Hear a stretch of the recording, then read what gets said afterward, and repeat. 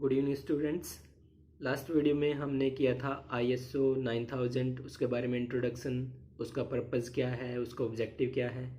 आज बात करेंगे elements of ISO 9000। Elements means component, यानी वो बेसिक चीज़ें जो हमें ISO के लिए वहाँ पर चाहिए, जिनके ऊपर हमें फोकस करना पड़ेगा। तो आइए देखते हैं। फर्स्ट है management responsibility. Management sets the company quality policy and implements it by providing resources, personnel and training। ISO को अगर हमें इम्प्लीमेंट करना है तो मैनेजमेंट की क्या क्या रिस्पॉन्सिबिलिटी रहेगी, उसको क्वालिटी पॉलिसी जो रहेंगी वो मेंटेन करनी होती हैं, वो सेट करनी होती हैं और उनको इम्प्लीमेंट करना होता है। कैसे इम्प्लीमेंट किया जाएगा? अगर वो कंपनी को रिसोर्सेज प्रोवाइड कराएंगे, जो भी मैनेजमेंट है वहाँ पर जो एम्प्लॉयज़ हैं वो वहाँ पर उनको रखने पड़ेंगे उसके लिए, और उनको ट्रेनिंग भी देनी पड़ेगी। सेकंड है quality system. A quality system comprised of A quality manual and supporting procedure is created and maintain.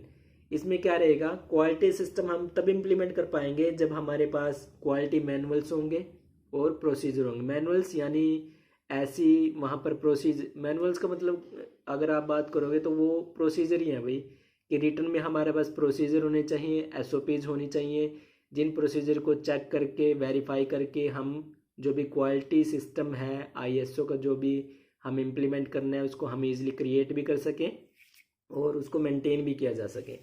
Third है contract review. Contract reflects the customer need and expectation. Product and service provided must comply with those requirements.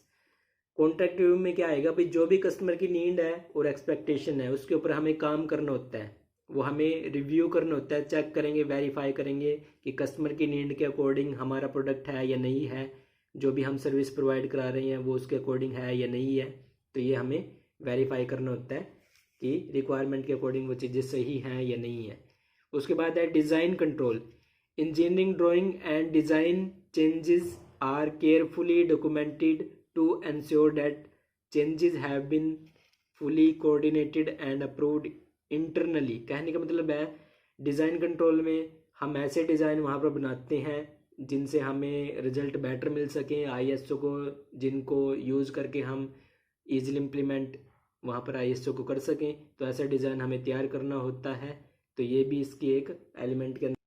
उसके बाद है document control. Document control में जो भी हमारे पास standard procedure है, अगर हमें ज़रूरत पड़ती है तो उनको हम मॉडिफाइड करेंगे यानी उनमें चेंजेस किए जाएंगे ताकि क्वालिटी सिस्टम को स्ट्रिक्टली वहाँ पर कंट्रोल किया जा सके।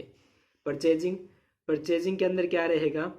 परचेजिंग में हमें देखना होता है भाई जो भी सप्लायर है, कौन सप्लायर, हम किस सप्लायर से हम जो भी प्रोडक्ट है वो चूज़ कर रहे हैं, उसके लिए हमें सप्लायर की रिक्वायरमेंट क्या है। स्टैंडर्ड सप्लायर हमें चूज़ करना होता है भाई, जिसके पास सर्टिफिकेट हो, जो वैलिड हो, जिसके पास अथॉरिटी हो, वो सप्लायर हम चूज़ करते हैं उसके लिए, ताकि स्टैंडर्ड क्वालिटी के हमें जो भी रॉ मटेरियल है वो मिल सके। उसके बाद है हैंडलिंग ऑफ सप्लाइड प्रोडक्ट। जो भी सप्लाई प्रोडक्ट है उसको कैसे हैंडल करना है, प्रोसीजर रहेगा, उसका भी एक मेथड रहेगा कि उसको कैसे हैंडल करना है, कैसे उसको सेफ कीपिंग यानी उसको स्टोर में कैसे रखना है। तो ये ज़रूरी चीज़ हो सकती है ISO के लिए। Product identification and traceability. ऐसा नहीं होता भी आपने सप्लायर से प्रोडक्ट ले लिया, रॉ मटेरियल ले लिया और आप उसको वेरीफाई नहीं करोगे। कंपनी खुद के बिहाफ पे उसकी टेस्टिंग करती है, उसकी आइडेंटिफिकेशन करेगी और चेक करेगी क्या वो सभी चीज़ें सही है या एक्यूरेट है या नहीं है। प्रोसेस कंट्रोल में हमें वर्क इंस्ट्रक्शन देखनी होती हैं, क्वालिटी जो भी प्लान है उनके ऊपर काम करना होता है, वर्कमैनशिप जो स्टैंडर्ड्स हैं उनको वेरीफाई करना होता है। और अगर हम इन चीज़ों को मैनेज करके चलेंगे तभी हम पूरे के पूरे प्रोसीजर को, पूरे के पूरे प्रोसेस को कंट्रोल कर सकते हैं और क्वालिटी सिस्टम को इजीली इम्प्लीमेंट कर सकते हैं। ISO के जो भी स्टैंडर्ड है उनको हम इजीली इम्प्लीमेंट भी कर पाएंगे।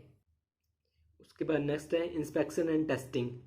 देखो टाइम टू टाइम हमें इंस्पेक्शन करनी होती है हर एक चीज़ की, क्योंकि अगर हम इंस्पेक्शन नहीं कर रहे हैं तो भी कहीं ना कहीं क्वालिटी एक तरह से लो हो सकती है। किसी भी स्टेप पे इंस्पेक्शन करते रहेंगे, टाइम टू टाइम चीज़ों को हम वेरीफाई करते रहेंगे तो हम चीज़ों को मैनेज कर सकते हैं, क्योंकि हमें इंस्पेक्शन से अपनी गलतियाँ पता लगती रहेंगी वहाँ पर ISO को भाई इम्प्लीमेंट करने में कहाँ दिक्कत आ रही है, या क्वालिटी अगर मैनेज नहीं हो रही है तो क्यों नहीं हो रही है, तो वो सभी चीज़ें हमें इंस्पेक्शन से पता लगेंगी।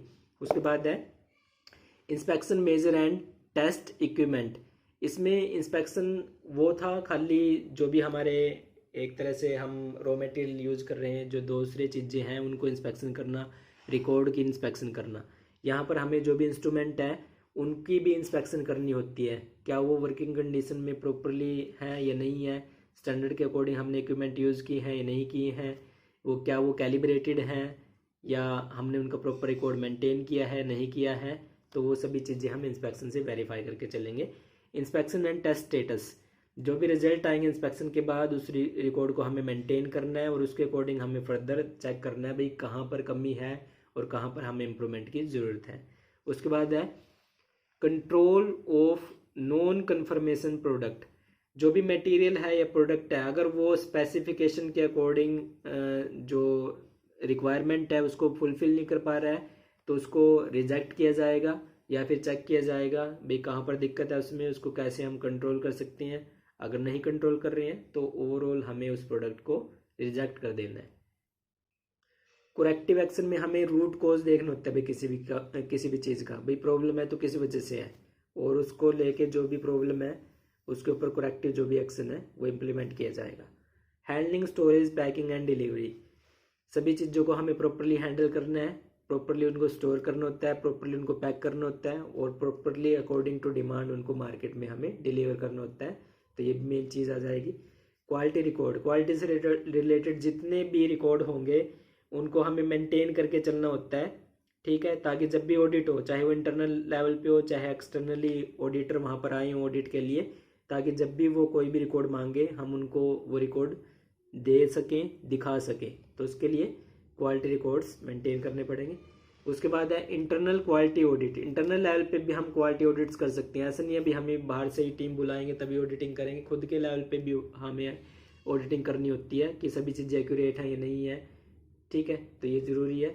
उसके बाद है ट्रेनिंग, ट्रेनिंग मेन पार्ट रहेगा भाई, जितने भी एम्प्लॉयज़ हैं वहाँ पर काम कर रही हैं उनको ट्रेनिंग दी जाएगी एक्सपर्ट के द्वारा ताकि वो उन चीज़ों को ईजिली इम्प्लीमेंट कर सकें।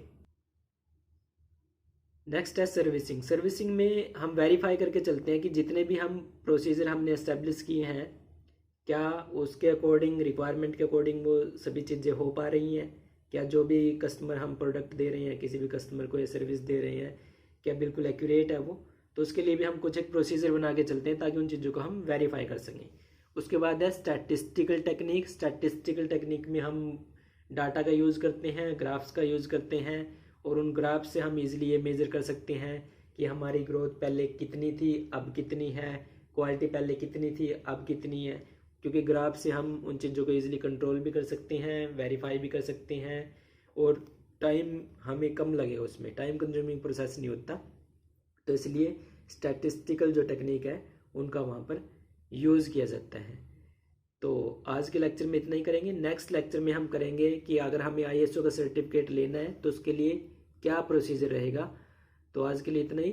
Thank you so much. अगर आपको ये वीडियो अच्छी लगी है तो इसको लाइक करें और इस चैनल को सब्सक्राइब करें।